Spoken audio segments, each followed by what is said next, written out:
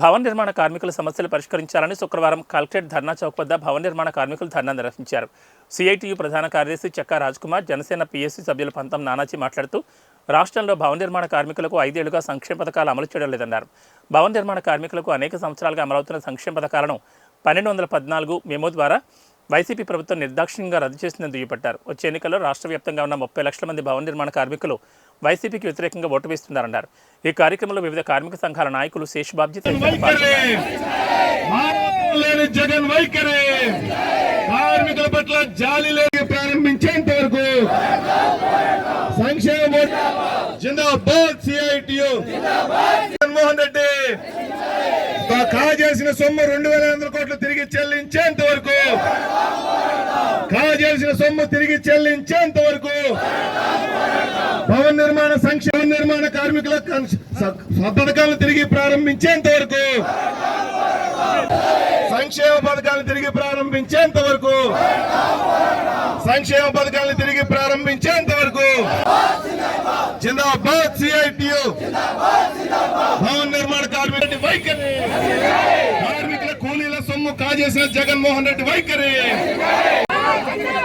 జిందాబాద్ CITU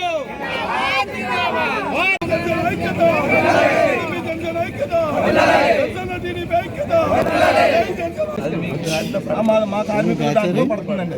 ఆ డబ్బు 2500 కోట్లు సంక్షేమ బోర్డుని రాజశేఖర రెడ్డి హయాంలో ప్రారంభించారు.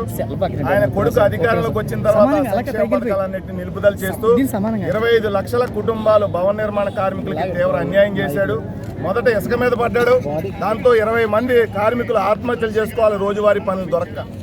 తర్వాత కరోనాలో సహాయం చేయకుండానే చేసేమని చెప్పి దొంగ లెక్కలు చూపించుకున్నాడు జగన్మోహన్ రెడ్డి. ఇవాళ సంక్షేమ పథకాలు నిలుపుదల చేస్తూ స్వయాన ముఖ్యమంత్రి 1214 మెమో విడుదల చేశారు. ఈయన చెప్పుకుంటాడు బయటికి వెళ్తే మా ప్రభుత్వం భవన నిర్మాణ కార్మికులు అంటే జనసేన అంటే భవన నిర్మాణ కార్మికులు. ఎందుకంటే మా మొట్టమొదటి ఉద్యమం స్టార్ట్ చేసిందే ఈవేళ ఈ పార్టీ స్థాయికి ఎదిగింది అంటే ఆవేళ మేము భవన నిర్మాణ కార్మికులు వెనకాల నిలబడ్డం, నిలబడ్డం, వారి గురించి ఫైట్ చేయడం, ఇసుక గురించి ఫైట్ చేయడం, అక్కడి నుంచి వరుసగా ప్రతి సమస్య మీద కూడా వెళ్తా వస్తూ ఉన్నాం. ఈ భవన నిర్మాణ కార్మికుల విషయంలో వస్తువులకి 2500 కోట్ల రూపాయలు మహోటంగా ఒక ముఖ్యమంత్రి దాన్ని నిజంగా నా దృష్టిలో అయితే దొంగతనమే. దాన్ని ఖచ్చితంగా పోలీస్ స్టేషన్కి వెళ్ళి పెట్టవలసింది వీరంతా. సరే అయిపోయిన సంగతి అయిపోయింది. కానీ